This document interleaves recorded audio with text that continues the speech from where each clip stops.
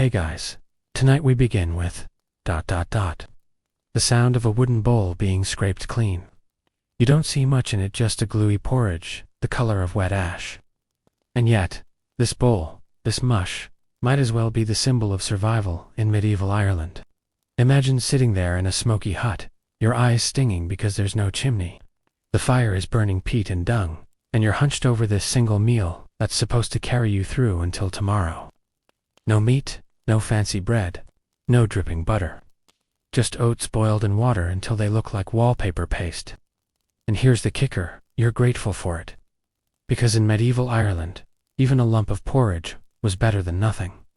But hold on. Don't think this is just some boring peasant food story. Because behind this bland meal hides a mystery. A mystery about class, power, religion, and even superstition. Why did the rich eat things that peasants never even dreamed of? Why did butter become more than just food? It became treasure. And why, in some villages, would people bury their butter in the ground as if it were gold? That's where our story begins. You and I are going to step into a world where food wasn't just about eating. It was survival, status, and sometimes dark magic. And here's the wild part.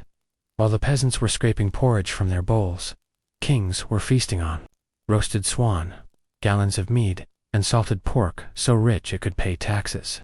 The gap wasn't just between rich and poor, it was a canyon. Deep and impossible to cross now. Let's imagine you're standing in an Irish village around the year 1100. The wind is slicing through your cloak. Rain is spitting sideways, and you're already hungry because in this world, hunger isn't something that happens once in a while. It's constant. You look around, mud-walled huts, smoke seeping out of thatched roofs, chickens darting in and out, and pigs rooting around, in filth. Food doesn't come easy here. You don't just walk into a market and grab what you want. You live on what the land gives you. Oats, barley, maybe a bit of rye. And when the land fails, when rains drown the fields or frost bites too early, you're done for. And yet, across the hill, inside a stone fortress, the lord of this land is sitting at a table groaning with roasted meats, buttered breads, wheels of cheese, and cups of sweet honey mead. And here's the dark irony. You grew those oats, you milked those cows, you raised those pigs. But when it comes time to eat, you'll never taste them. Your food goes up the hill, to the big house. What you get is the scraps, if you're lucky. See where this is going. This isn't just about food. This is about power. About how your place at the table wasn't chosen by appetite, but by birth. If you were a peasant, your stomach growled differently than a noble's. Your hunger meant weakness, theirs meant luxury. And the biggest, cruelest truth of them all, everyone knew it.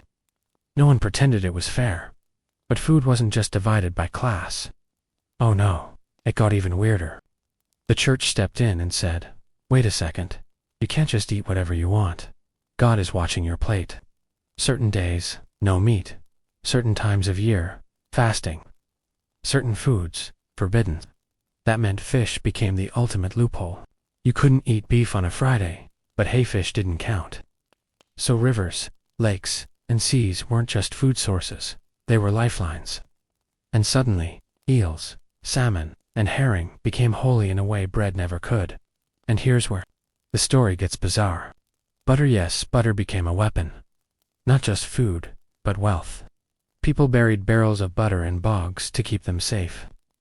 Some of those bog butters have been dug up centuries later, still edible.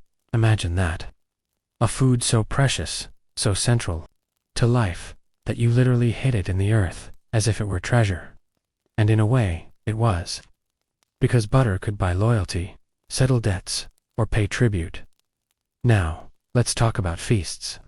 Because if you're a noble in medieval Ireland, food isn't just something you eat, it's how you show power. Picture this, a massive hall, torches blazing, tables sagging under platters of roasted boar, venison, geese, and if you're really showing off exotic imports like wine or spices.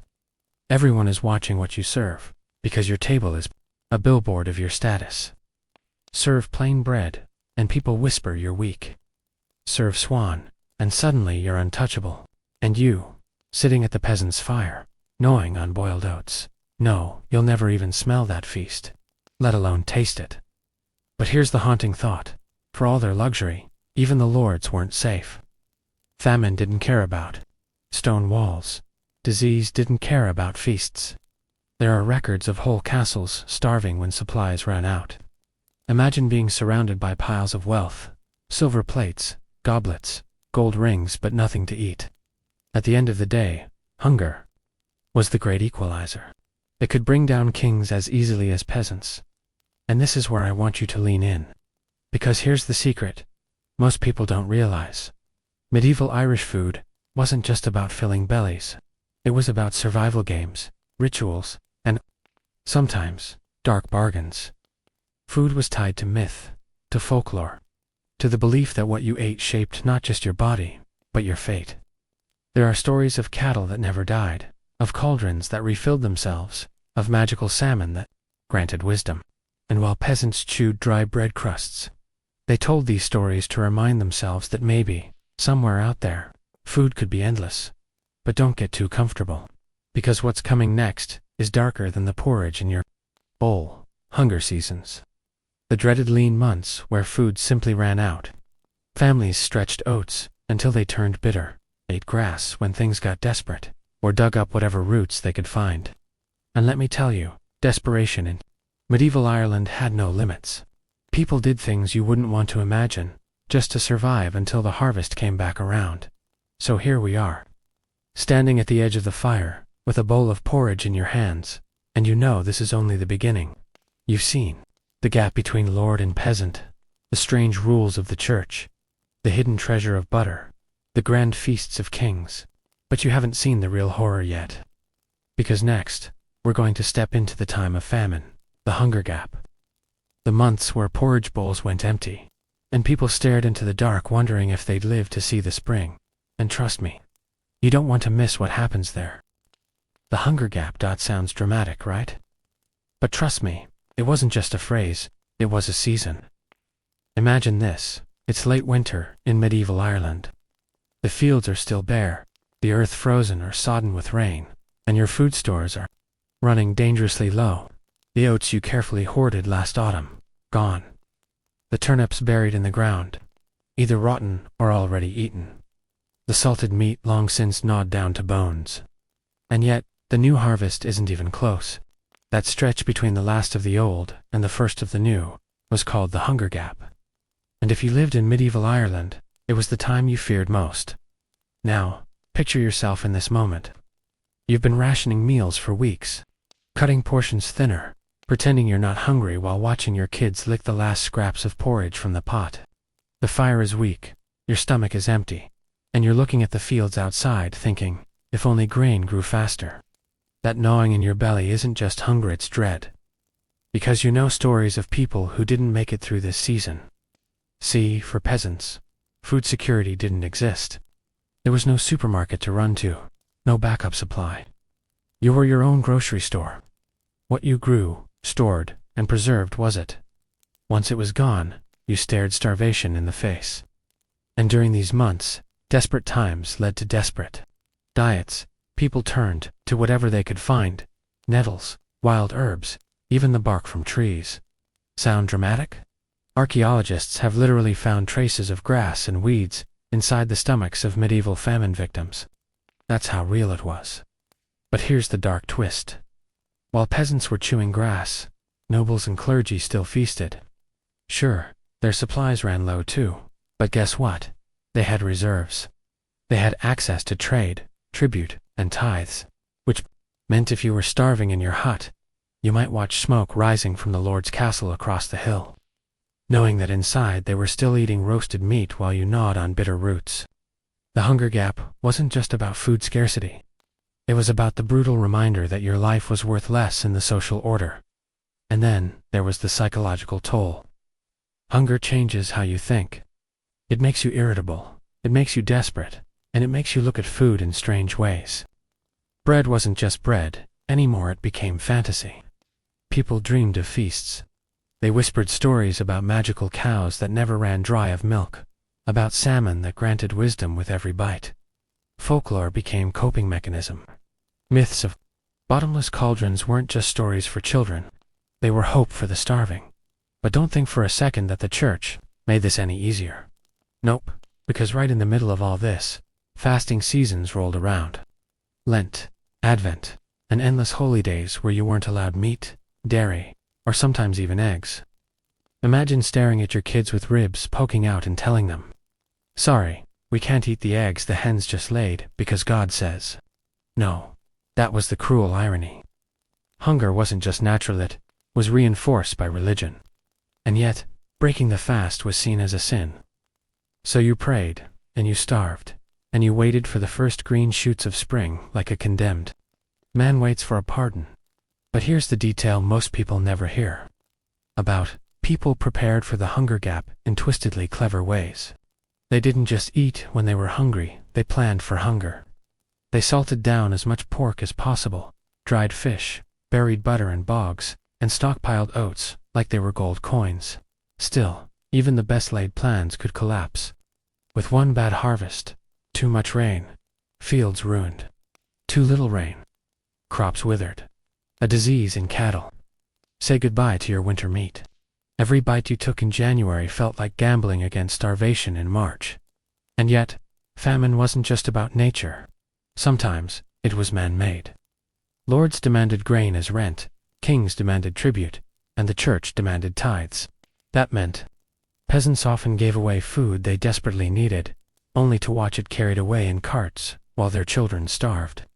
Imagine the rage, the helplessness. You worked the land, you sweated for that harvest, and instead of feeding your family, it lined the tables of men who would never know true hunger. If that doesn't make your blood boil, nothing will. Of course, hunger didn't just kill slowly. It made you vulnerable. Malnutrition weakened bodies, made disease spread like wildfire. A single cough could turn into a death sentence when your immune system was crippled by starvation. Whole villages disappeared, not from swords or plagues, but from empty stomachs. Hunger was the silent reaper, cutting people down long before they ever faced war or pestilence. Now here's a question for you. What would you do if your family was starving? How far would you go? Some medieval Irish records hint at things no one likes to say out loud. Families stealing from each other. Neighbors raiding one another's food stores. In rare, desperate whispers, cannibalism was it common? No, but famine has always pushed humanity to unthinkable places. And the hunger gap was fertile ground for those horrors. But let me twist the knife a little deeper. Because even if you made it through the hunger gap, you weren't safe. The trauma lingered. People who starved one season carried that fear for life. They hoarded food obsessively. They mistrusted abundance. They passed down cautionary tales to their children. Generational hunger shaped the culture. Food wasn't just food. It was memory, trauma, warning. And here's where you really need to lean in. Because the hunger gap isn't just some medieval Irish problem, it's a pattern. Famines repeated. Through history, cycles of plenty and starvation. And medieval Ireland's diet wasn't just about oats and pork and butter. It was about navigating that terrifying cliff edge every single year. Knowing that one bad turn could drag you and your family into the abyss. So now you're standing there, ribs showing under your cloak, a handful of bitter greens in your fist. You've survived on scraps, chewed on weeds, prayed through fasting days, and maybe, just maybe, you'll live long enough to see the spring oats grow tall again. But before you let out a sigh of relief, know this. Survival was just step one. Because once food came back, another brutal truth kicked in. Food wasn't evenly shared. Oh no. The rich used it to cement power, to remind peasants of their place, to flaunt their superiority. And if you thought the hunger gap was cruel, wait until you see the feasts of kings, the grotesque display of wealth, where food became theater, and your starvation became their entertainment. And that's exactly where we're heading next. Because in Section 3, you and I are walking straight into a lord's hall, where the table's grown with meats you've never tasted, where nobles wipe their greasy hands on silk, and where every bite is a reminder of the world you'll never belong to. And trust me, you don't want to miss that. Close your eyes for a second. You've just crawled through the hunger gaps, survived on weeds, nettles, and porridge, so thin it could drip through your fingers. Now, imagine stepping into a stone fortress, The hall of an Irish lord in the 12th century. The smoke from peat fires clings to the rafters. Torches sputter against damp walls, and long wooden tables groan under platters of food that would make your starving stomach scream in envy. This isn't survival food. This is excess. Roasted boar, still dripping with fat, laid out with an apple shoved in its mouth. Venison carved into thick slabs, salted pork so rich it could keep for weeks, birds roasted until their skin crackles, and the bread, not your rough dark oatcakes. No, the Lord's bread is white, soft, refined, the kind that peasants would never even taste. One bite of this bread, and you'd swear you'd left Earth. Here's the kicker though, this wasn't just dinner, it was theater. Every feast was a performance of power. The Lord didn't just eat to live, he ate to show you he could. His table was a stage, and you, if you were lucky enough to be invited, were the audience. You didn't eat much, but you watched him gorge himself on food you grew and would never taste. That was the message. I own you. I own your harvest. I own your hunger now. Let's talk about the sheer spectacle of these meals. First off, the meats. Nobles dined on beef, pork, venison, swan, goose, crane, and sometimes even peacocks. Imagine eating peacock not because it tasted good, spoiler, it didn't, but because it looked impressive. They'd roast the bird, then redress it in its feathers, so it appeared whole and magnificent when served. It was food as a statement. I'm so rich, I can waste time making my dinner look fabulous, and don't think it stopped at meat. Cheese wheels, dripping butter, honeycomb straight from the hive. Fruits imported from abroad, figs, dates, maybe even citrus if you were a king. Spices were the real flex. Cinnamon, cloves, pepper, these weren't grown in Ireland. They traveled from the east, carried by merchants, traded like treasure. A sprinkle of pepper on your meat was like shouting to the room, look at me, I'm powerful enough to eat the world. And then there was drink. Mead, beer, and wine flowed like rivers. Peasants drank weak ale to survive, since water wasn't always safe, but the nobles, they guzzled the good stuff. Barrels of strong mead sweetened with honey, imported wines that tasted of distant lands. And the drinking wasn't just casual, it was ritual. Toasts, challenges, competitions. Imagine lords red-faced, pounding on tables, daring each other to drink more, while servants rushed to refill cups.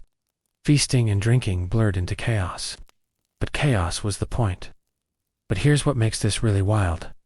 Feasts weren't only about food, they were weapons. If you were a guest at a noble's feast, you were being measured. Did you eat enough? Did you drink enough?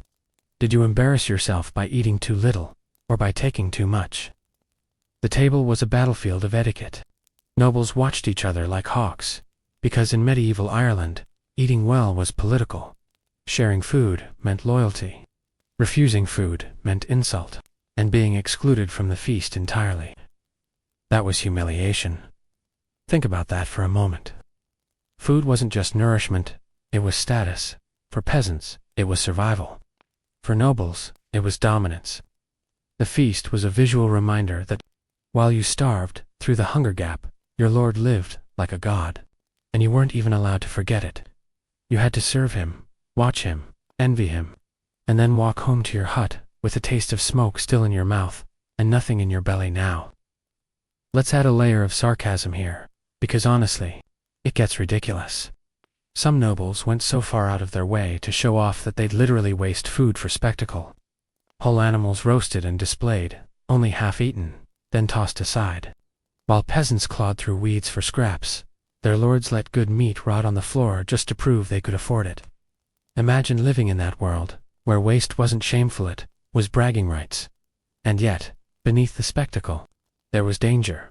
Feasts could turn deadly. Overdrinking, food poisoning, rivalries breaking into brawls. These weren't rare. You'd think, with all the luxury, life at the top was easy. But picture this, you're a lord, sitting at the head of the table, showing off your roasted crane, when suddenly the venison doesn't sit right. You've been poisoned. Maybe by a rival, maybe by one of your own loyal men. Suddenly, that luxury becomes a liability. The same food that made you powerful could also kill you. But here's the part that hits hardest. While nobles feasted on luxuries, it was peasants who produced every bite. They plowed the fields, tended the herds, churned the butter, brewed the ale. They handed over their best to the Lord's storehouse, and kept the scraps for themselves. Their hunger literally fueled his power. The table of a noble wasn't just a meal, it was a pyramid, built on the empty stomachs of thousands. And yet, even the grandest feast couldn't escape the shadow of famine. Because what happened when the harvest failed, or when war came? The feast stopped, the tables emptied. The nobles, suddenly, weren't gods anymore. They were just men, clutching their bellies like everyone else. And here's the irony. The higher you climbed, the harder you fell. A peasant expected hunger. A lord, he panicked at the first empty plate. So here you are, standing in the smoke of that feasting hall, staring at meats you'll never taste, listening to the laughter of men who own your hunger. Your mouth waters, your stomach twists, and yet, you know you'll leave empty-handed. Because this table isn't for you. It never was. But don't walk away just yet. Because while nobles stuffed themselves at feasts, another layer of strangeness governed food in medieval Ireland. Rules that came not from hunger or wealth, but from faith. The church didn't just feed people. They controlled what they could and couldn't eat. And sometimes, the rules of God cut deeper than the rules of kings. And that's where we're going next, in Section 4. We'll step into the world of forbidden foods, and fasting, how the church turned dinner into a moral test, and how people found bizarre loopholes to cheat God's rules. Trust me, you're going to want to hear how monks used fish, beer, and even butter to bend the system. So, you think the worst part of medieval Irish eating was famine or feasts? Oh no, my friend. You haven't met the real food police yet. The medieval church. Welcome to a world where what you ate wasn't just about hunger, or taste it, was about your soul. That's right. In medieval Ireland, the church didn't just preach about heaven and hell. It told you what to put on your plate. Let's get one thing straight. Fasting wasn't optional. It wasn't like today where you skip a meal for a cleanse and feel virtuous. No, in this world, fasting was mandatory. Entire seasons like Lent and Advent were defined by what you couldn't eat. Meat, off the table. Dairy, nope. Eggs, forget it. You could eat fish, sure, but only certain kinds. And trust me, the rules got weird. Imagine this, it's Lent. Your stomach is already growling, and the church tells you that even butter is a sin. Butter, the same butter you churned yourself, buried in a bog to keep fresh, the same butter that's basically your only source of fat in winter. Now it's off limits because, apparently, God doesn't want you enjoying your bread too much. But here's where it gets hilarious. People found loopholes. Because, let's be honest, medieval folks might have been devout, but they were also sneaky. If the church said no meat, someone would say, well, what if we called that beaver a fish? And that's exactly what they... The true story, in parts of medieval Europe, and likely whispered about in Ireland. Animals like beavers, otters, and even certain waterfowl were classified as fish, so people could eat them during fasting. Why? Because they lived in water. Makes sense, right? Beaver tail on a Friday. Totally holy. And then there's butter. You think people gave it up willingly? Not a chance. In some places, people paid actual money to the church for permission to eat butter during Lent. Let that sink in. A butter tax so you could slather your bread without risking eternal damnation and the church. Oh, they took that money. Happily. Imagine priests counting coins while peasants gnawed dry bread, dreaming of dairy. Now let's talk about fish. The church loved fish. Why? Because it was humble, holy, and most importantly not meat. Fish became the ultimate loophole. Monasteries built fish ponds like it was a competitive sport. If you were a monk in medieval Ireland, your idea of luxury wasn't steak, it was salmon. And don't even get me started on eels. Eels were everywhere. In rivers, lakes, even traded as currency. Some monks practically worshipped the things. Eel stew, smoked eel, eel pies. Why? Because you could eat them during fasting and still feel like you were cheating the system. Eels became the bacon of the holy season. But fasting wasn't just about food, it was about control. The church wasn't just trying to make you humble. They were reminding you that they owned your body as well as your soul. You might be starving, but if you broke the fast, you weren't just hungry, you were sinful. And that fear kept people in line. Picture this. You're in a tiny village, the wind howling outside, and you've got a jug of milk. Your kid is crying from hunger, and you're holding a piece of cheese you've been saving for weeks. But it's Lent, and the priest is watching. Do you feed your child and risk damnation? Or do you obey the church and let them starve? That was the brutal choice people faced. And yet, people bent the rules whenever they could. They found holy loopholes like fermented drinks, beer and ale, totally allowed during fasting. Some monks even argued that beer was a form of liquid bread, so technically, you could chug it all day and still be righteous. That's right, fasting meant no food, but you could drink enough ale to get tipsy and still call it holy. Monasteries took this to an art form. Some became beer brewing powerhouses, producing strong ales that kept the brothers nourished through fasting seasons. Picture a bunch of monks, bellies full of ale, staggering around chanting psalms, while peasants chewed on boiled weeds. That's the level of holy hypocrisy we're talking about. But here's the part that really messes with your head. People believed this was necessary. They truly believed that denying yourself butter, meat, and milk made you holier. That God would look down from heaven, see your empty plate, and say, "Good job. You're one step closer to eternal life." And so, people obeyed. They gave up their best food, paid butter taxes, and called beavers fishall to keep their souls clean. And the church, they used it. Fasting wasn't just about piety. It was about power. By controlling what people ate, they controlled how people lived. When you tell someone they can't even drink milk without permission, you own them. And in medieval Ireland, the church owned everyone. Now let's add a pinch of dark humor here. Some monks got so obsessed with loopholes that they wrote treatises on what counted as meat. One debate even asked if barnacle geese counted as fish, because they were believed to grow on trees and fall into the sea. That's right, people genuinely thought geese were fruit. So naturally, if it grows on a tree, it must be okay for Lent, right? This is how far people went to justify their cravings. And honestly, who can blame them? When your life is defined by hunger, any excuse to eat a little better becomes a miracle. So there you are, in a smoky hut, staring at a piece of salted pork you're not allowed to eat, dreaming of butter and trying to remember if beavers live in rivers or ponds, because one wrong bite, and your soul is toast. But let me tell you something. While the church controlled the food on your plate, they couldn't control the food in your mind. People told stories, shared secret recipes, and whispered about forbidden feasts, because even in the harshest fasting season, hope simmered, and that hope kept people going. But don't think the church's grip loosened over time. Nope, they doubled down.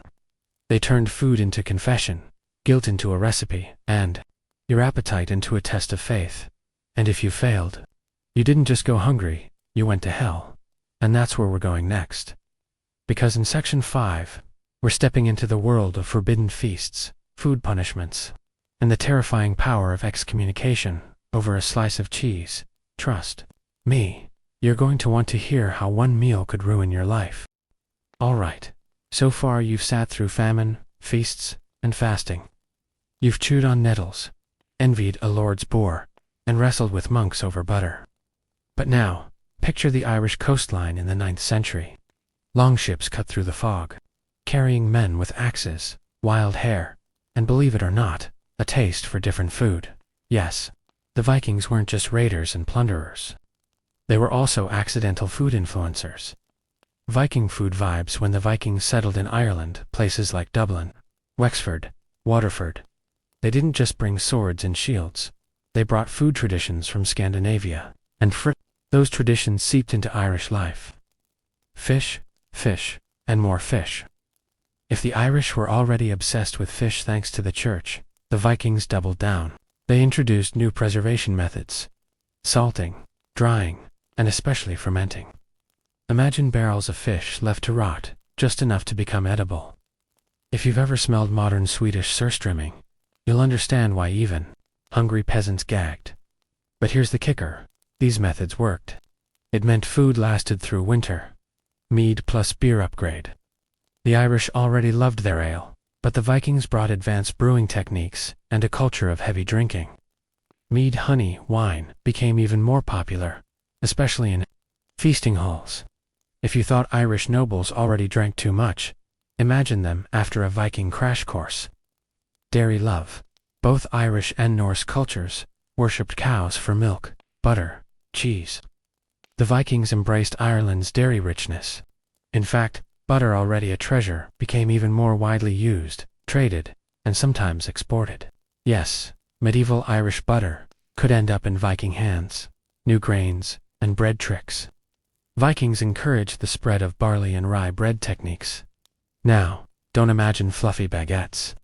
This was still dense, dark bread that could double as a weapon, but it was bread nonetheless, and it diversified the Irish peasants' diet. And then there were the stranger imports. Some Viking-influenced feasts included horse meat.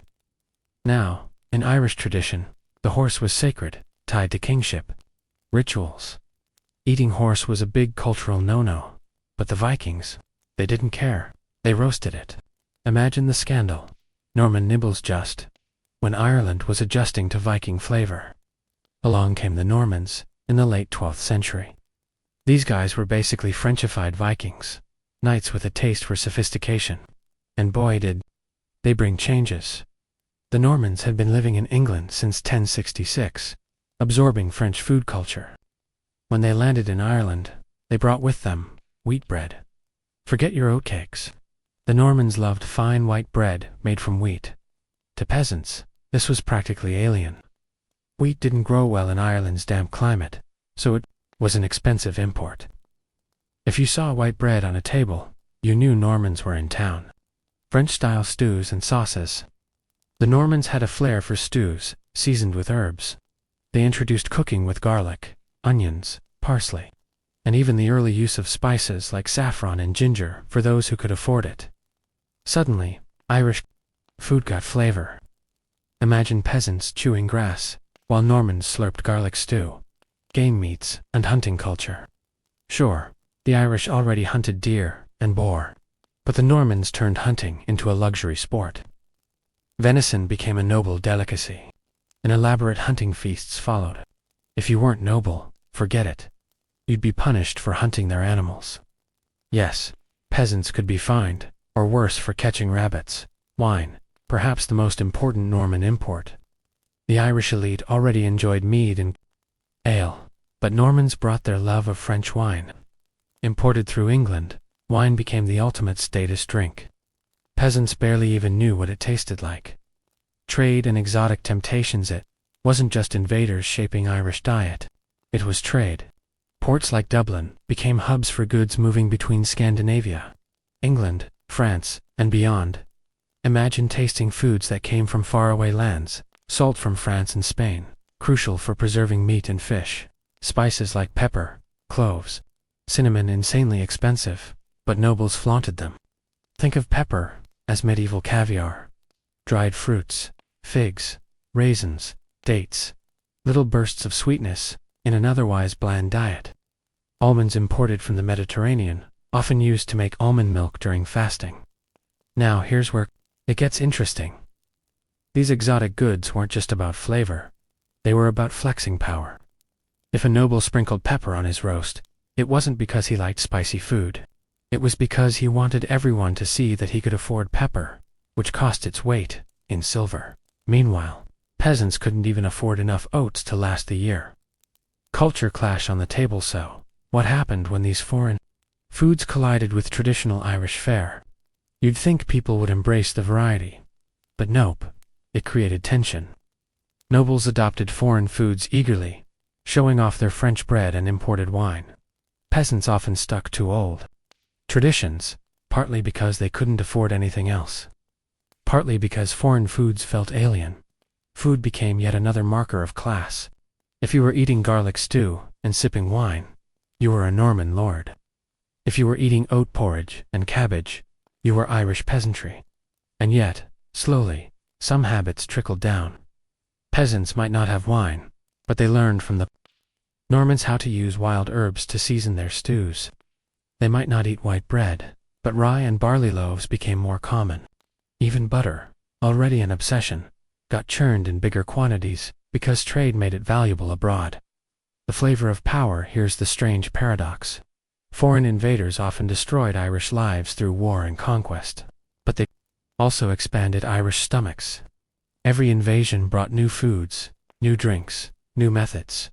But the one thing that didn't change: the divide. Peasants still starved. Nobles still feasted. The church still meddled. Only now, the gap widened, because nobles had garlic, pepper, and wine, while peasants had, well, weeds. Tease for what's next. So we've walked through famine, feasts, fasting, and foreign flavors. You've seen butter buried in bogs, monks cheating with fish, and nobles flexing pepper like it was gold dust. But now, let me pull you somewhere darker. Because if foreign foods brought flavor, famine still brought fear. And in medieval Ireland, famine wasn't just about hunger, it was about punishment, politics, and sometimes outright cruelty. Whole villages collapsed, not because of war or plague, but because of food being withheld. And that's exactly where we're heading in. Section 6. When famine wasn't just natural, but sometimes engineered. Lords and kings used food as a weapon, and trust me, it gets brutal. By now you know peasants lived on the knife's edge. Their diet was simple, their harvests uncertain, and famine always one bad season away. But here's the brutal truth.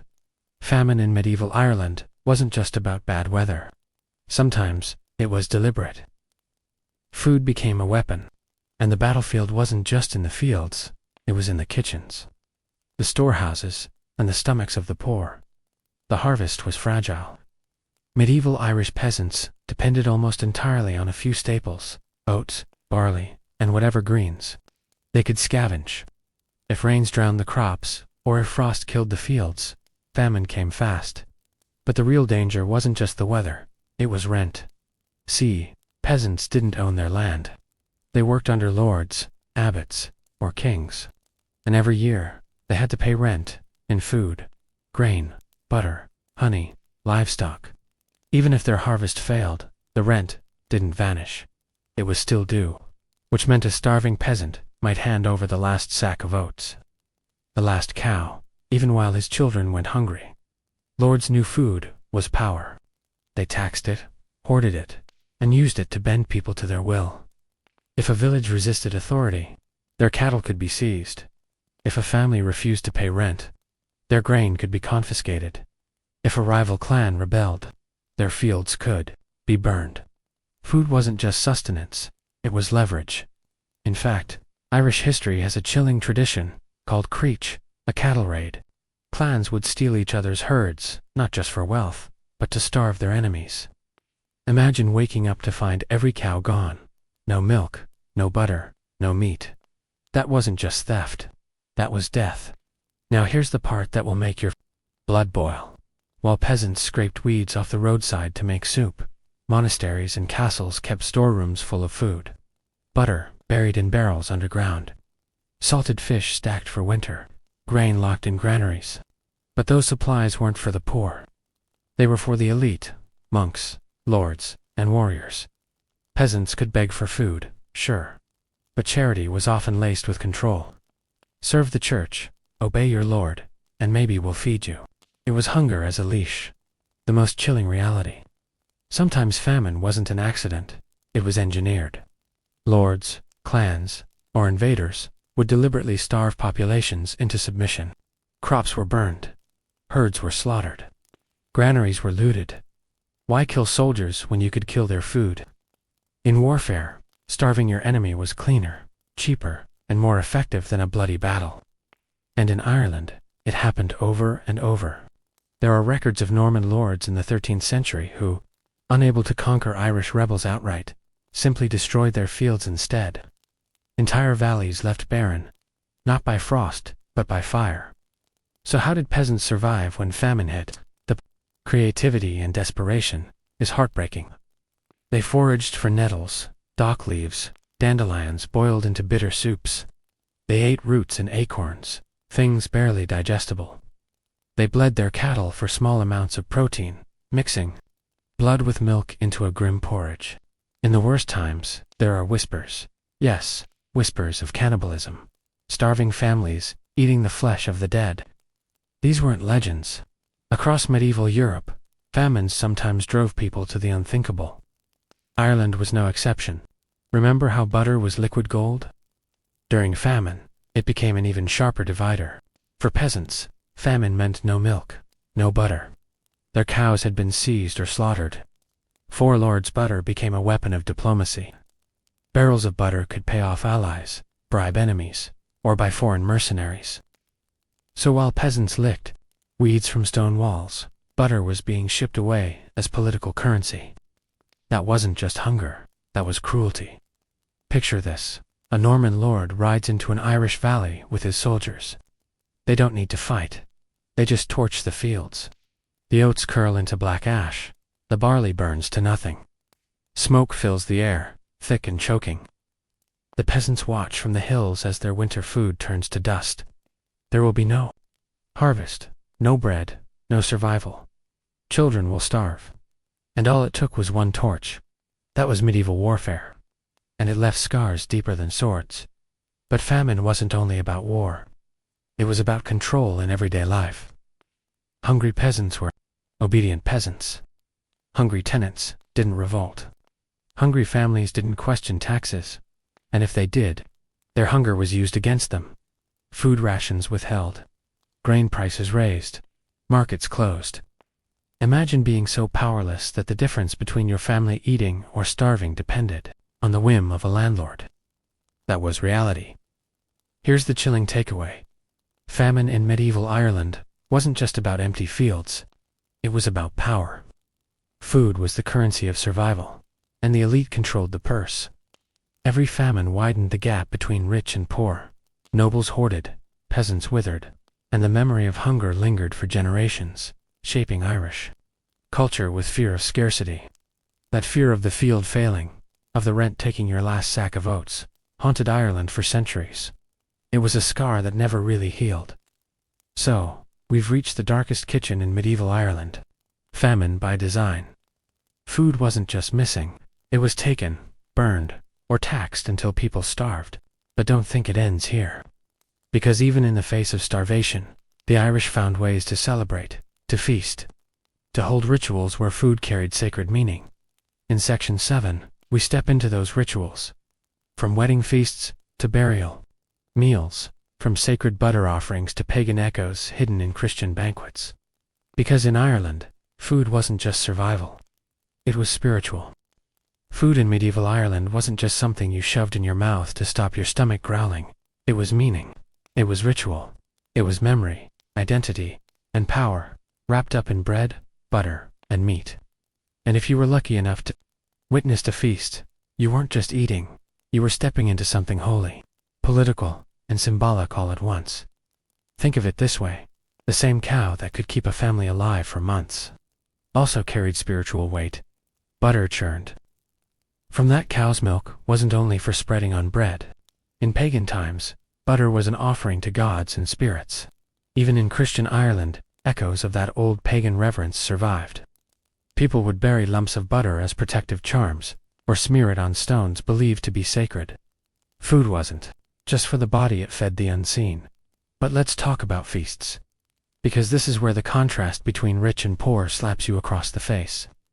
Imagine, you, a peasant, scraping weeds and oats into thin gruel for your family. Then, you're invited, or maybe forced to witness your lord's feast. You walk into a great hall. The fire blazes, the smoke curling into the rafters.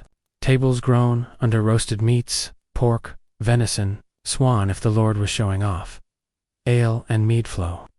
Laughter crashes off the stone walls, and there you stand, watching.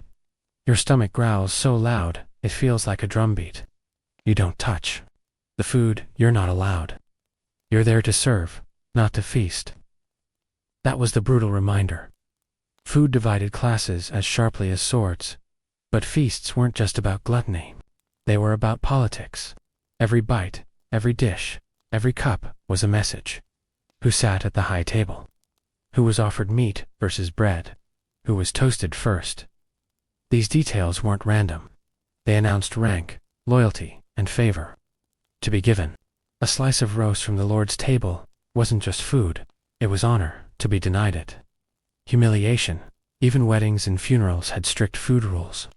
A wedding wasn't complete without mead, the honey wine symbolizing fertility and sweetness. The honeymoon tradition itself, rooted in drinking mead for a month after the wedding to bless the marriage with children. At funerals, food carried a different weight. Families prepared meals for mourners, sometimes even placing food with the dead. Because, in Irish belief, the dead still hungered. Feeding them was part of letting them go. And then there were festivals. If famine was the season of fear, festivals were the season of release. Take Samhain, the end of harvest feast that would one day morph into Halloween. This was when people slaughtered surplus cattle, preserving meat for winter. It was practical. Survival, yes, but also drenched in ritual. Fires burned on hilltops. Food was left out for wandering spirits. The veil between worlds was thin, and food was the bridge, or in bulk, tied to the goddess Brigid. Milk, butter, and dairy dominated this festival, marking the hope of spring. People made special dishes of curds and fresh cream, offering them to Brigid for blessings on the herd. You see the pattern. Every turning point in the year had its foods, its flavors, its sacred meals. To eat was to participate in the cycle of nature and the will of the gods. Even within monasteries, food rituals carried weight. Monks fasted as discipline, but when they feasted, it was symbolic too. Bread and ale became holy in the Mass. Butter and fish marked penance or celebration. Meals weren't just eaten, they were prayed over, sanctified, transformed into sacred acts. Here's something wild. The Irish weren't shy about food-based magic. Folk practices included using bread or butter as cures. A sick child might be passed under a cow and then fed butter churned on a holy day. People believed certain foods carried protective power, and refusing to share food could curse you with bad luck. Hospitality was sacred. Denying someone bread at your door wasn't just rude, it was a sin that could call down spiritual punishment. But remember, these rituals and feasts weren't equally accessible. The poor scraped by, keeping only fragments of these traditions. They might leave a crust for the dead, or share milk on a holy day. But they rarely tasted the lavishness of roasted meats or honeyed mead. For them, ritual was less about feasting, and more about survival, dressed in sacred clothes. Still, it mattered. It gave meaning to hunger. And here's the haunting part. Even famine had rituals. In the worst times, people prayed over empty bowls, blessing water as if it were ale. Families chanted for rain over scorched fields. Mothers gave the last crust of bread to their children, as if it were communion. Starvation itself became ritualized, a grim echo of faith in the middle of despair. So while you might picture medieval Irish life as just oats, butter, and ale, don't miss the deeper truth. Every bite carried layers of meaning, sacred, political, magical. To eat was never just to eat. It was to declare who you were, what you believed, and where you stood in the hierarchy of life and death. But if you think the story of medieval Irish food ends with rituals and feasts, hold on, because next, we're stepping into the forbidden. The side of the kitchen. In Section 8, you'll see the taboos, the foods they wouldn't touch, the strange bans enforced by lords and monks, and the shocking ways people broke those rules when desperation came knocking. You might think hunger makes people eat anything, grass, bark, even rats if times get bad enough. And you'd be right, desperation will push humans into strange corners. But in medieval Ireland, food wasn't just about survival. It came with rules. Some foods weren't touched at all, not because they were poisonous or unavailable, but because they carried taboo, superstition, or outright bans. So let's step into the shadowy side of the table, the forbidden menu. First, meat. Yes, the Irish loved their cattle, their pork, their occasional venison. But not every animal was fair game. Horses, for example. In early pagan times, horse meat had sacred associations, sometimes tied to ritual sacrifice. But as Christianity took deeper root, eating horse became unthinkable, even scandalous. To put horseflesh on your tongue was to taste something shameful, almost unclean. The church cracked down hard on it. Yet whispers say in desperate winters, when bellies shrank and ribs showed, some broke the rule. They boiled horse bones in secret, praying no priest would find out. Dogs, too, carried taboo. They were guardians, companions, protectors of the household. Killing and eating a dog would brand you, almost cursed. It wasn't just hunger, it was betrayal of a loyal spirit. Still, famine doesn't ask your permission. In some chronicles, there are chilling accounts of dogs vanishing during harsh winters. The silence at night, proof of what hunger forced neighbors to do. Then there was the owl, the raven, and other birds tied to omens. The Irish saw these creatures as messengers between worlds. Eating them was like swallowing death itself. You didn't roast an owl unless you were insane, desperate, or asking for spirits to haunt you. But let's not pretend all the food rules were mystical. Some were nakedly political. Take salmon, for example. Yes, salmon. The Irish adored it, tied it to wisdom and abundance. But fishing rights were jealously guarded. If a peasant caught salmon from the wrong stream, they could face brutal punishment, even mutilation. Not because the fish itself was forbidden, but because it belonged to someone else. Laws wrapped ordinary food in thorns of fear. Even bread had its taboos. You might laugh, bread, the most basic staple. But here's the catch. Bread made from fine wheat was for the wealthy. If a peasant baked wheat bread, when only oats or barley were allowed for their class, it was seen as stepping out of place. A peasant with white bread on his table was making a dangerous statement.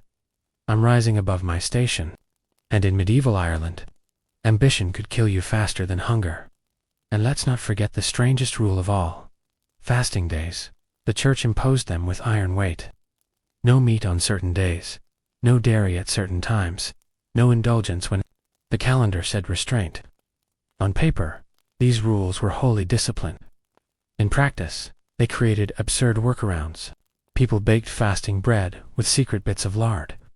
They disguised meat as fish. Some even brewed liquid feasts. Beer so thick with grain it nearly counted as soup. The line between obedience and rebellion was always blurry, but the darkest taboos weren't about animals or bread. They were about cannibalism, the ultimate forbidden food.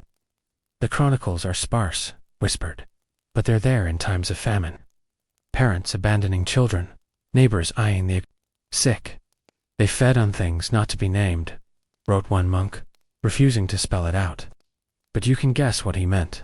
In those terrible winters, the boundary between human and food cracked. And here's the chilling irony. The church preached that bread and wine became the flesh and blood of Christ.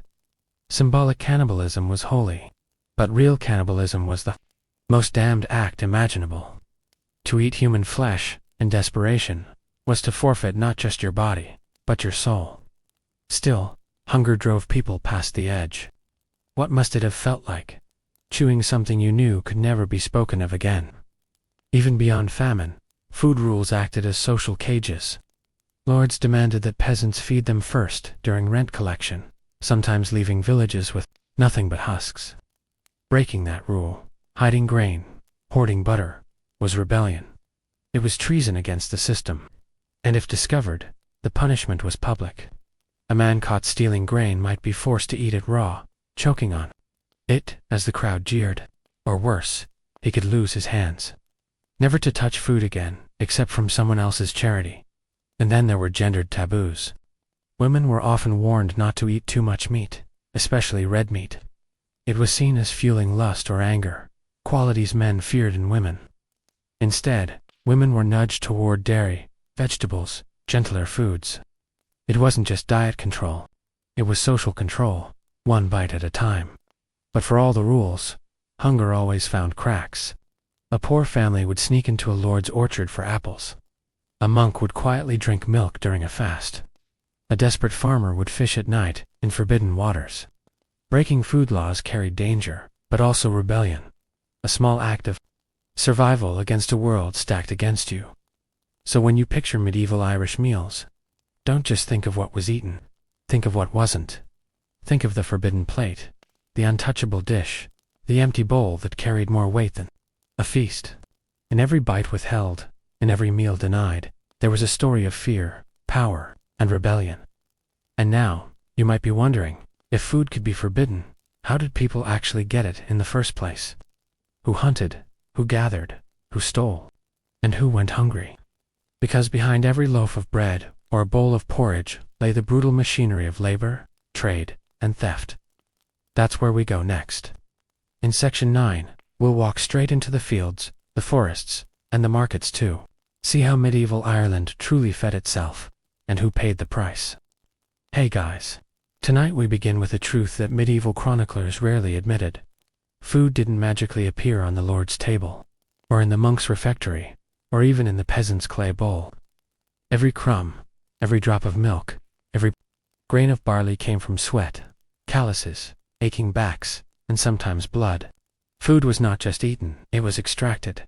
And if you were living in medieval Ireland, you'd be part of this cycle, whether you liked it or not. Imagine it. Dawn cracks open with a gray chill. Mist curling low over the fields. You're shaking yourself awake on a bed of straw. The smell of yesterday's smoke clings to your hair, and your belly is already growling. Breakfast. Forget it. You work first, then eat. If there's anything left by the time your lord takes his share. Fields of oats and barley stretch before you, stubborn, back-breaking crops. Why oats? Because the Irish soil and weather punished wheat. Oats could handle the damp, the cold, but harvesting them, brutal. You'd bend, sickle in hand, for hours that felt like years. The ache didn't stop. By night, your hands burned with cuts, your back screamed, and your stomach kept asking, was it worth it? And yet, much of what you cut wasn't yours. A portion, sometimes half, sometimes more, went straight to the local lord as rent. Grain stored in his granary, locked behind wooden doors you'd never touch. You might glimpse it as you trudged past, sacks bursting with food you grew but would never eat. Hunger could sit right next to abundance, mocking you. But fields were only part of the story. The forests called too. You'd gather hazelnuts, mushrooms, berries, anything that could add flavor to the monotonous porridge. But even here, you weren't free. Lords often claimed rights over forests and rivers. A peasant caught poaching a deer or snaring rabbits, without permission, could face whipping, mutilation, even death.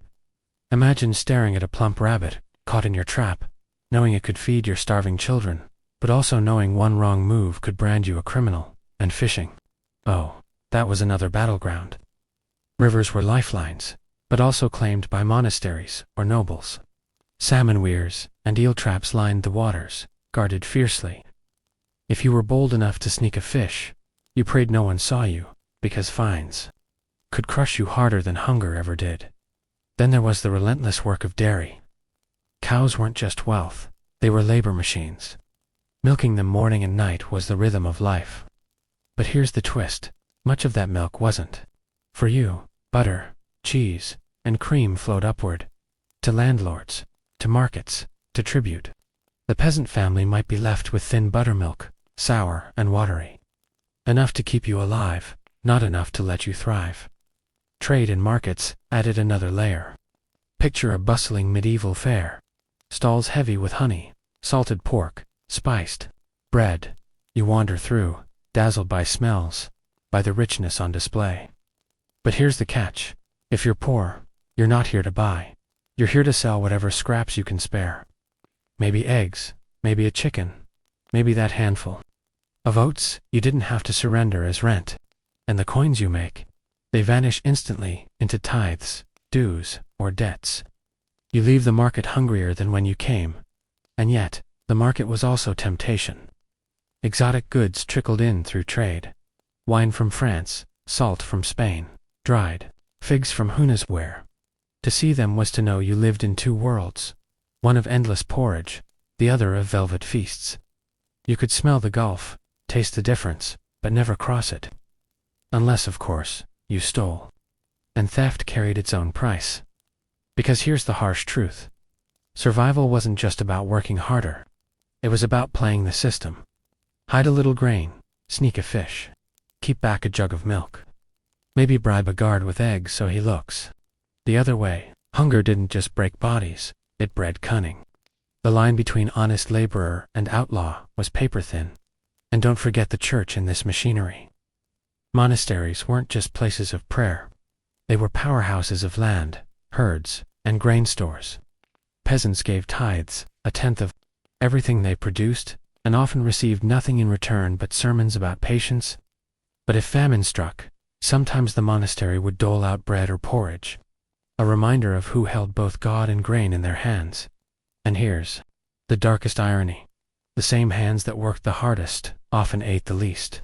The Lord's table gleamed with roasted pork, fresh bread, foaming ale.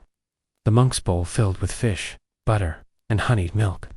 But the peasant who bent in the fields, who milked the cows, who risked the forests, might end the day with watery porridge and nothing else.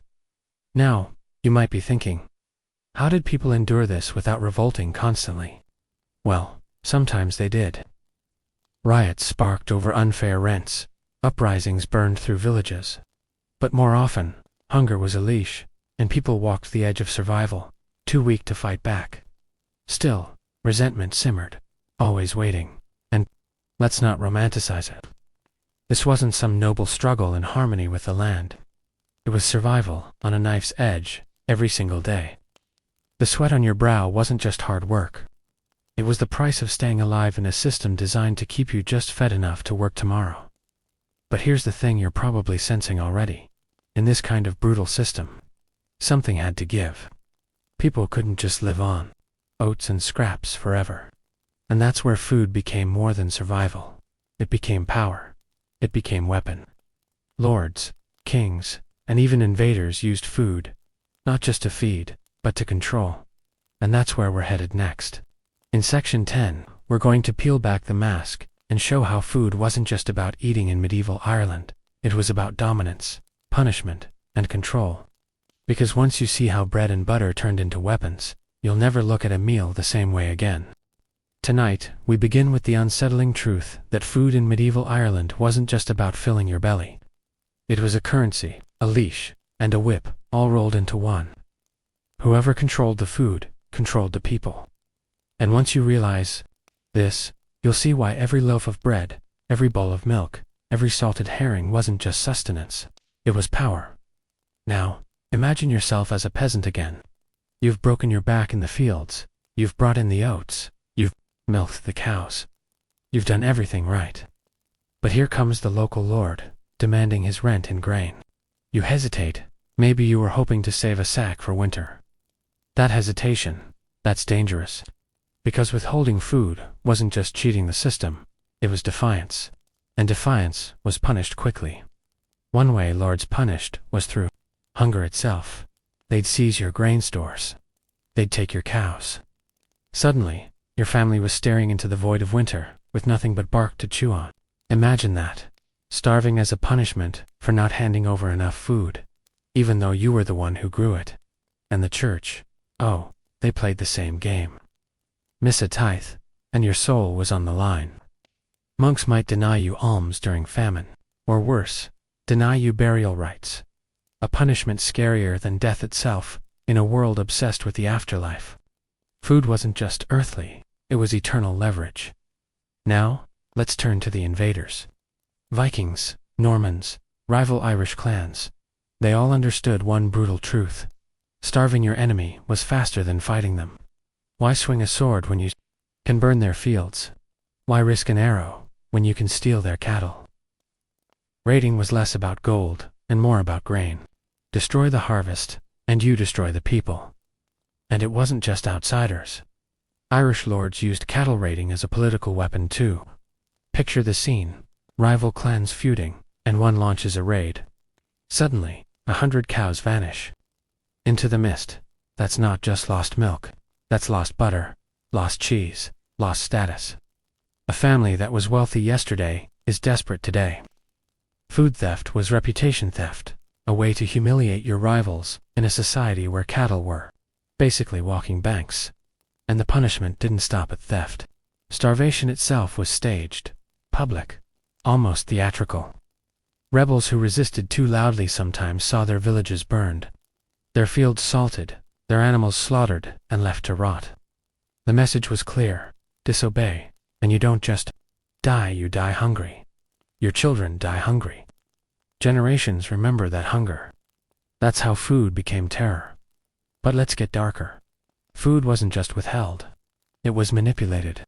Rulers would throw feasts to display wealth. Tables groaning with roasted pigs, rivers of ale, towers of bread. But those feasts weren't just for fun. They were intimidation. You, the peasant, might starve, but your lord would gorge himself. In front of you, that was the power flex.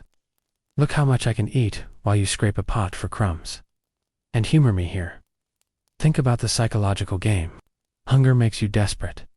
Desperate people obey. Desperate people don't rebel. And desperate people will even thank their oppressors when they're finally tossed a crust of bread. That's how control works. Not with chains, but with hunger, of course. Famine amplified all this. Ireland faced frequent famines thanks to harsh weather, poor harvests, and raids. And during famine, food became the sharpest weapon of all. Lords hoarded grain in locked granaries, while peasants starved outside. Monasteries sometimes opened their stores, but only to those who obeyed. Obedience bought you bread. Resistance bought you an empty stomach. Let's not pretend this was unique to Ireland. Food as punishment is universal. But in Ireland, it cut deeper because cattle weren't just food, they were culture. To steal a man's cows was to castrate his power. To slaughter them was to break his spirit. The hunger wasn't just physical. It was social humiliation. And if you're thinking, well, couldn't peasants rise up? Yes, they could. But timing was everything. You don't revolt on a full stomach. You revolt on an empty one. And the tragedy was that by the time hunger bit deepest, people were too weak to fight. That's the cruel genius of using food as a weapon. But here's where it gets really twisted. Sometimes the punishments weren't even about survival. They were symbolic. Imagine being forced to watch your crops burned, your butter churns smashed, your bread ovens destroyed. That wasn't just robbing you of food. It was robbing you of dignity.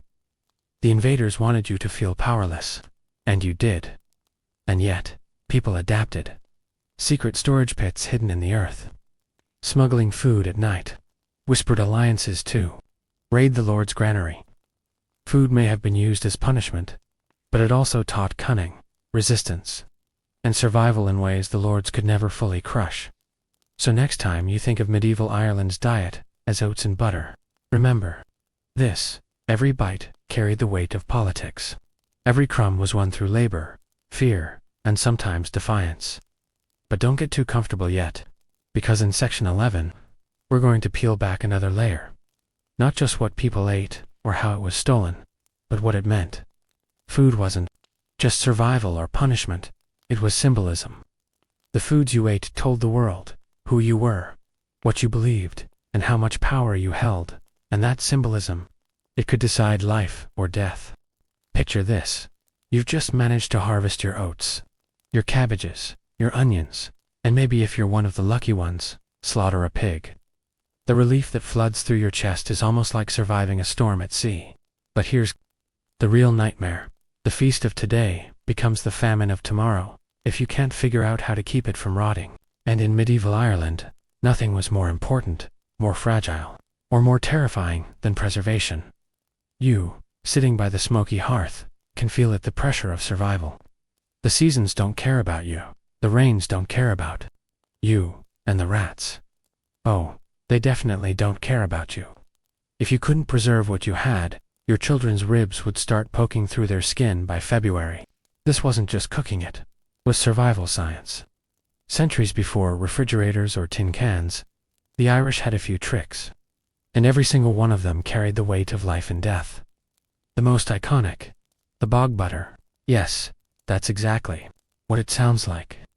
Imagine kneading down a churn of precious butter, and then because you had no safe cupboard, no underground freezer, you walk out to a peat bog, dig down, and bury the thing like treasure. And here's the eerie part.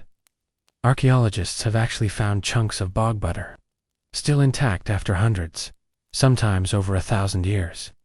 Can you imagine peeling the peat back and finding a lump of butter staring at you like a ghost? from the past. You'd either want to vomit or spread it on some bread just to see. And some people have actually tasted it. Apparently it's strong, smoky, a little rancid, but edible. That was the logic. Butter in the bog was better than butter gone to mold. But bog butter wasn't the only trick. Salting and smoking were the heartbeat of preservation. Salt was so precious, it was basically currency. You'd rub it deep into slabs of pork or beef, trying to drive the rot demons away. Meat was often smoked for days in thick huts where you'd cough and cry just standing inside. But the worse the smoke, the longer your meat lasted. And trust me, you would trade lung irritation for not starving to death any day of the week. Grains, on the other hand, were guarded like royal treasure. They were dried, stored in pits or stone-lined chambers, and sometimes sealed with clay, to keep out moisture. But you'd sleep at night with one ear open, not for wolves or raiders, but for the scratching sound of rats. Rats were the invisible army, stealing your future one bite at a time. And when grain was gone, your world collapsed. Even dairy was fragile. Milk soured in hours, so it was turned into cheese or curds. Honey was used not just for sweetness, but also to coat fruit and extend its life. Every technique, every trick, was about squeezing just a little more time out of food. Because time was the enemy. And here's the chilling part. Sometimes no matter what you did, it still wasn't enough. Picture your family in January. You reach down into the grain pit, scrape away the last layer, and all that's left is dust. Or maybe you dig into the bog where you hid your butter, only to find water seeped in and ruined it. That moment, the realization you miscalculated was the true horror of medieval Ireland. And yet, there's one more secret I haven't told you. A preservation trick so odd, so unsettling, that you almost wouldn't believe it. Because some food wasn't preserved for eating at all, it was preserved for something darker, more symbolic, more ritualistic. Do you want to know what that was? You know, people today like to say they're superstitious. Maybe they won't walk under ladders, maybe they toss spilled salt over their shoulder, or they get jumpy about the number 13. Cute stuff, right? Well, if you think that's superstition, let me tell you, you'd never last a week in medieval Ireland. Because back then, superstition wasn't some harmless little quirk. It was the law of survival. It was the invisible chain linking every meal to the fate of your body, your family, and maybe even your soul. And the wildest part, every bite of food was charged with it. Picture this. You're in a smoky little cottage on the edge of a bog. The wind is howling outside, rattling the wooden shutters. You've worked in the fields all day, your stomach's eating itself from hunger, and finally, there's bread. A loaf, still warm from the fire. You reach for it, but wait, you stop. Because you'd never, ever cut into bread without first marking a cross on top. That's not for decoration, oh no. That's to let the fairies escape. Yeah, the fairies now. Before you roll your eyes, you have to understand fairies weren't the cute little winged things you see in children's books. No Tinkerbell here. In Ireland, the city, the fairy folk were dangerous. They were tricksters, kidnappers, bringers of bad luck. People swore they lived alongside humans, in mounds and hills, but they also loved to hide in food. Imagine biting into a loaf of bread, only to discover you've imprisoned a fairy. Bad move. You might find your milk souring, your crops failing, or worse, your baby mysteriously taken in the night. So every loaf bore a cross, a warning, a release, and a prayer, all in one. You weren't just baking, you were negotiating with an invisible world. And bread was just the beginning. Take eggs, for example. You might think, what's the harm in an egg? Well, in medieval Ireland, eggshells were a matter of life and death. Crack one open for breakfast, then toss the shell aside, and you might as well be inviting disaster. Why? Because witches were said to collect them. With an eggshell in her hand, a witch could craft a tiny boat, whisper a few words, and suddenly she was sailing the oceans, conjuring storms to sink ships and ruin fishermen's livelihoods. So what did people do? They destroyed the shells, crushed them underfoot until no trace remained. Because who wanted to be the idiot who left a storm weapon lying around for some hag to pick up? Exactly, you see what I mean. Eating wasn't just eating. It was a constant battle against unseen enemies. And then, oh, milk. Milk wasn't food, it was power. In a land where cattle were everything wealth status, survival milk was basically liquid gold. But here's the terrifying part. It could be stolen without a drop being spilled. People whispered about milk-stealing witches, who crept into fields at dawn with nothing but a thread and a muttered charm.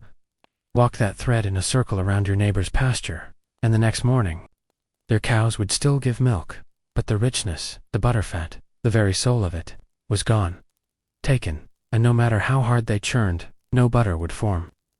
Meanwhile, the witch's churn would be overflowing with stolen cream to guard.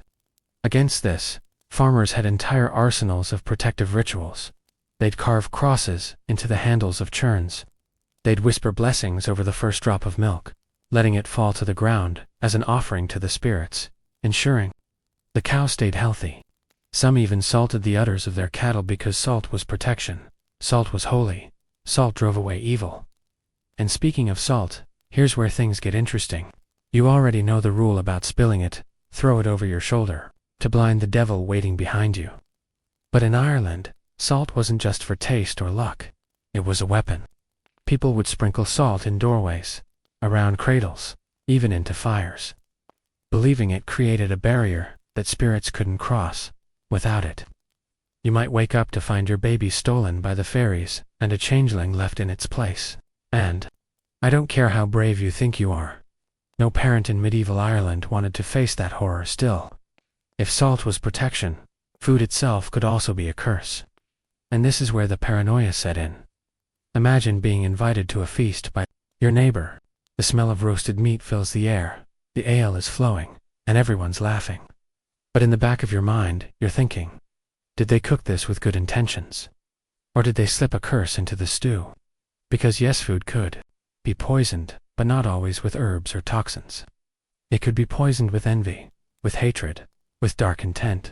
The belief was that a meal cooked by someone who despised you could make you ill, not because of what was in it, but because of the energy infused into it. So, what did people do? They got picky. Some would only eat food prepared by their own family. Others would carry charms, iron nails, little crosses, sprigs of herbs to lay beside their plate as protection. A simple dinner could feel as risky as stepping into battle. And then there was the most chilling rule of all. You never, ever, ate everything. The first bite, the first sip, the first crumb, those weren't yours. They belonged to the spirits, to the fairies, the dead, the gods of the land. To eat without offering something first was arrogance. Dangerous arrogance. You weren't just feeding yourself, you were sharing with powers that could bless you or break you. See what I mean? In medieval Ireland, every meal was a ritual. Every plate was a stage where the living and the invisible performed together. And once you realize that, you start to wonder, was food ever just food? But wait, because what if I told you that some food superstitions went even further? That sometimes, the meal you cooked wasn't meant for you, or anyone living at all. Yeah, I'm talking about feasts for the dead. And trust me, once you hear about those, you'll never look at a dinner table the same way again. Let's shift the firelight a little wider. Because food superstitions weren't just whispered in cottages, they ruled entire communities. A village's survival often hung on them. These beliefs weren't random quirks. They were systems of control, survival strategies woven into story and ritual. Take bread again. The Irish had a rule: never cut a new loaf until it cooled completely. To us, that's just practically you don't want to ruin the texture. But to them, it was sacred. Cut too soon, and you risked cutting your own luck short. People said hot bread bled heat because its spirit wasn't settled yet. Slice it while it's still steamed, and you weren't just impatient, you were offending the bread's soul. And food without its soul couldn't protect you. But bread had other rules too. Drop a loaf, bad luckin', lest you picked it up and kissed it. Forget to cross the top before baking. That wasn't just carelessness, it was leaving the bread open for demons to claim. And heaven forbid you let a loaf fall upside down on the table. Upside down bread meant chaos, quarrels, illness, or even death in the household. Think about that.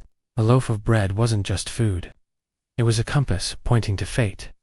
And milk carried even heavier burdens. Milk was life. It was wealth. It was everything. Which is why people saw witches lurking behind every churn.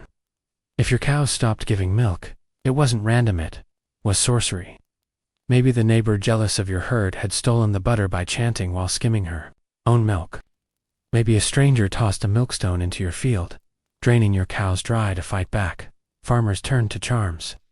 They'd heat iron and plunge it into the milk to burn away the curse. They'd tie red ribbons around the cows' tails. They'd sprinkle holy water on the udders before milking. Every step of tending cattle became a ritual war between luck and ruin. And here's a chilling twist. Sometimes they tested witches with food. A suspected woman might be asked to churn butter under watch. If she failed, she was guilty. If she succeeded, she must have been using magic. In other words, she couldn't win. Butter making wasn't just dairy work. It was a trap. Then there's salt. You know the saying, spill salt, throw it over your shoulder. That's not just a modern quirk, it's ancient. In Ireland, salt was seen as pure, protective, a weapon against evil. Spilling it was like spilling your shield. So you threw some over your left shoulder, the side where the devil was believed to linger, to blind him before he whispered in your ear. Salt was sprinkled in cradles, packed into walls, even mixed into food for the sick. Not seasoning dash protection, but sometimes food superstition cut darker. Let's talk about hospitality. To refuse food offered to you was dangerous, deadly even. If you stepped into someone's home and they gave you bread, you had to eat it. Refusing insulted not just them, but their ancestors, their gods, their spirits. And that meant curses. But here's the trap. What if the food itself carried poison? Or spells? Imagine sitting at a rival's table, forced to eat bread you knew could bind you. Every bite became a gamble. Do you eat and risk magic, or refuse and risk wrath? This fear turned food into power. Chiefs used feasts not just to celebrate, but to bind alliances.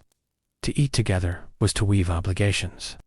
And once you ate under a man's roof, you weren't just his guest, you were his vassal. In ways no warrior oath could untangle. But food wasn't only about people. It was about time. Seasons had their foods, and to eat out of season was to invite misfortune. For example, eating blackberries after Michaelmas, September 29th, was forbidden. Why? Because folklore said the devil himself had spat, or worse, urinated on them after being cast from heaven. After that date, blackberries turned bitter, cursed. Eat them, and you swallowed corruption. Eggs had their own time rules. It was bad luck to take eggs from under a hen after sunset. Why? Because that was when spirits wandered. Take an egg in the dark, and you weren't just stealing from the hen, you were stealing from something else entirely. Some said the egg would hatch not a chick, but a serpent. Others said the hen would stop laying forever. And then there was water. Before you drank from a well, you had to leave something behind, a coin, a pin, a crumb of bread. Wells weren't just water, they were portals. Some were believed to lead straight to the other world, guarded by fairies or saints. To drink without offering was theft, and theft had consequences. People told of travelers who scooped a drink too hastily, only to be struck with illness, or worse, pulled into the water, never seen again. Even cooking fire carried danger. If someone borrowed live coals from your hearth, you risked losing your household's luck. Fire was food's first partner. To give it away was like giving away your soul. That's why ashes, embers, even soot became guarded things. Drop soot into someone's drink, and you cursed them. Sprinkle ashes in a doorway, and you barred evil from entering. And speaking of evil, remember those offerings to the dead. They weren't optional. Miss them, and the dead noticed. And when they noticed, they hungered. Some believed the dead could sour milk, spoil meat, rot grain. They didn't need to appear, they worked through your food. That's why so many Irish wakes involved feasting. The dead weren't mourned with silence, but with bread, beer, and meat. Food was the bridge, a way to say, we remember, don't punish us, eat and leave us be. It gets darker. Starvation brought out the worst superstitions. In famine years, rumors spread of people cursed to eat endlessly but never be full souls punished for greed in life, doomed to gnaw bark and clay in death. These tales weren't just stories. They were warnings. Hoard food, and you risked becoming one of them. Which brings us back to the fragility of it all. Every superstition tied back to survival. Food wasn't just nourishment, it was bargaining. A crumb could bribe a spirit. A sip could appease the devil. A loaf could bind a guest. And in a land where hunger lurked like a wolf, superstition wasn't silly. It was armor. But armor can crack. The church saw to that. Priests condemned many of these practices as pagan, sinful, backward. But here's the irony. Even as they preached against them, they absorbed them. Blessing bread, sprinkling holy water. Fasting at Lent, these weren't purely Christian inventions.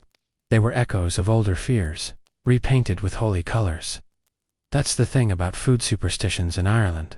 They never died. They just changed clothes. Superstition clung not just to the food itself, but to how you ate it. Eating wasn't just a physical act in Ireland, it was a ceremony. One where even the smallest mistake could carry unseen consequences. Let's start with the table. A meal wasn't just placed, it was prepared with invisible rules. Knives laid wrong, bread broken in haste, salt scattered carelessly. Each act meant danger. For example, it was believed that if you crossed knives on the table, you weren't just being sloppy, you were summoning conflict. Crossed blades meant quarrels in the house, sharp tongues, sharper betrayals. Mothers warned their children, straighten those knives, or you'll cut peace in two. And if you dropped your spoon, that meant a visitor was coming. Drop your fork, a woman would arrive. Drop your knife, a man. These weren't jokes, they were omens. And so, even a slip of the hand became a prophecy. But it wasn't just the tools, it was the timing. The Irish had rules about when food could be eaten. For instance, breakfast wasn't to be skipped not because of health, but because spirits took advantage of an empty stomach. An unfed body was an unguarded body, and the first bite of the day often decided your luck. That's why some families kept bits of oatcake or porridge from the night before, to ensure the day began with food already blessed by survival. And yet, some meals weren't to be touched at all. Certain nights carried foods you didn't eat, you offered them. Halloween, or Samhain, was the clearest example. On that night, doors were left unlocked, hearths left glowing, and tables left with plates of bread, milk, or apples. Not for the living, but for the dead. Refuse to make the offering. And you weren't just inviting hunger, you were inviting the dead into your home, angry and unsatisfied. But offerings had rules too. You didn't sit at the table while food for the spirits was set out. To sit in their place was to challenge them, and few who did so lived long enough to laugh about it. Food also carried rules of sharing. Break bread with someone, and you forged a bond. But share unevenly, and suspicion crept in. There was a belief that to give someone the larger half of bread meant giving them dominance over you. So careful hosts broke loaves evenly, ensuring no guest could claim spiritual leverage. Then there was the power of the first cut. Whoever sliced the first piece of meat at a feast wasn't just a carver, they were a leader. The axe symbolized authority, and so it was rarely given to anyone but the head of the household, or the chief of the clan. To let someone else do it was to risk losing honor, even control. Imagine a hall filled with warriors, the meat steaming on the platter, and everyone watching whose hand reached for the blade first. That wasn't just dinner, it was politics, sharpened by ritual. And food at births, weddings, funerals, it was never ordinary. At a birth, porridge or broth was often made, not just for nourishment but for protection. Midwives sometimes placed bread under the mother's pillow to guard her from spirits who might slip in during the pain of labor. At weddings, bread and salt were offered to the couple, symbols of plenty and preservation. Refusing them was unthinkable, it meant rejecting the blessings of generations. Funerals carried their own feasts, the Sealy of the dead. Food was set not just for mourners, but for the soul itself, so it would not linger hungry among the living. Whiskey, bread, meat, the dead were honored with the very staples that defined survival. And in some places, coins were pressed into loaves, baked into them, then broken at the graveside. Whoever found the coin wasn't just lucky, they carried a piece of the dead's favor. Now, let's dig deeper into forbidden foods. Some foods were believed to bring ruin if eaten at the wrong time. Hare meat, for example, was often avoided. People believed witches could shapeshift into hares. Eat hare, and you risked devouring a neighbor in disguise, or worse, devouring the spirit of someone you knew. Fish, too, carried caution. Certain rivers were said to have guardian fish, ones never to be caught or eaten. To kill them was to offend the spirits of the waters. And then there was crow meat. Blackbirds were tied to omens of death. To eat them was to invite death into your body. So while famine might drive people to desperation, crows and ravens were usually left untouched, even when starvation gnawed at the bones. Hunger could be endured. Cursed food could not. But not all forbidden foods were tied to fear. Some were tied to reverence. For example, certain sacred cows were never to be slaughtered, their milk considered a blessing from the gods. Killing such an animal was a sin against the land itself. That's why cattle raids, so central in Irish saga, weren't just acts of theft, they were acts of spiritual violence. Stealing cattle meant stealing blessings, and curses followed raiders who took what wasn't rightfully theirs. Even how you stored food mattered. Grain bins weren't just functional, they were watched, guarded. A bin left uncovered could invite mice. Yes, but more than that, spirits. Rats, too, weren't just vermin, they were omens. A rat, gnawing at grain, could mean death was coming for the family. Some people left a handful of grain in the corner of the bin. A small rent for the spirits, ensuring the rest would remain safe. And of course, drink carried its own weight. Whiskey wasn't just a drink, it was fire, spirit, medicine. It was poured on wounds, used to bless fields, even offered to the dying as a final comfort. But whiskey also carried warnings. Drink too much, and you weren't just harming yourself, you were lowering your guard to spirits. In some stories, drunkards were said to stumble into fairy rings, taken in the night, never to return. Beer, too, carried rituals. Before the first sip, some would dip a finger and flick it on the ground. Gift for the earth, a token for the unseen. Others would raise the first cup to the ancestors before drinking themselves. A drink was never just a drink, it was communion, a bridge between the living, the dead, and the land itself. And here's the haunting truth. Behind every superstition, every crumb offered or loaf kissed, lay the shadow of famine. Ireland's soil was thin, the harvest fragile, the winters long. People learned to respect food, not just with gratitude, but with fear. They bound it in rules, wrapped it in stories, armored it with ritual. Because food wasn't just survival, it was fate. Think of it this way. To us, superstition might sound like chains, but to them, it was protection. A system of invisible locks, guarding the most fragile treasure, they had the next meal. And if those locks sometimes turned heavy, if they sometimes fed fear more than hunger, it was a price they were willing to pay, because the alternative, the wolf of famine at the door, was worse. That's the paradox of Irish food superstitions. They were both burden and shield, curse and salvation. And in the dim light of the cottage hearth, with hunger scratching at the door, they made sense.